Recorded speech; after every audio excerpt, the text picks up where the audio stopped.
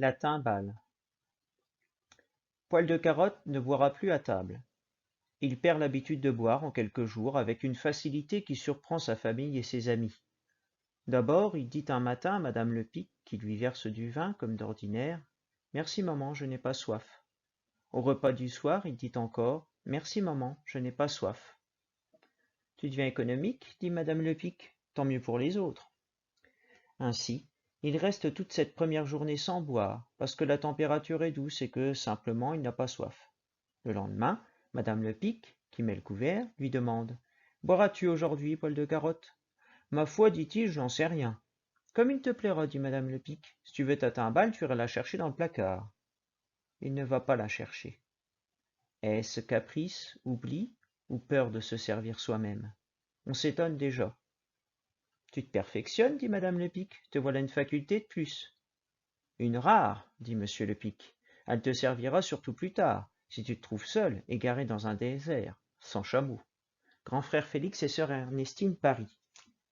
Sœur Ernestine, il restera une semaine sans boire. Grand frère Félix, allons donc, s'il tient 3 jours jusqu'à dimanche, ce sera beau. Mais, dit Poil de Carotte qui sourit finement, je ne boirai plus jamais si je n'ai jamais soif. Voyez les lapins et les cochons d'Inde, leur trouvez-vous du mérite? Un cochon d'Inde et toi, ça fait 2, dit grand frère Félix. Poil de Carotte, piqué, leur montrera ce dont il est capable. Madame Lepic continue d'oublier sa timbale, il se défend de la réclamer. Il accepte, avec une égale indifférence, les ironiques compliments et les témoignages d'admiration sincère. Il est malade ou fou, disent les uns. Les autres disent, il boit en cachette. Mais, tout nouveau, tout beau, le nombre de fois que Poil de Carotte tire la langue, pour prouver qu'elle n'est point sèche, diminue peu à peu. Parents et voisins se blasent. Seuls quelques étrangers lèvent encore les bras au ciel quand on les met au courant. Vous exagérez, nul n'échappe aux exigences de la nature. Le médecin consulté déclare que le cas lui semble bizarre, mais qu'en somme, rien n'est impossible.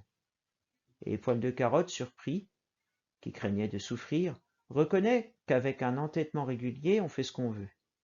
Il avait cru s'imposer une privation douloureuse, accomplir un tour de force, et il ne se sent même pas incommodé, il se porte mieux qu'avant. Que ne peut-il vaincre sa faim comme sa soif? Il jeûnerait, il vivrait d'air.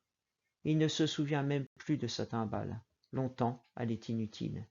Puis, la servante Honorine a l'idée de l'emplir de Tripoli rouge pour nettoyer les chandeliers.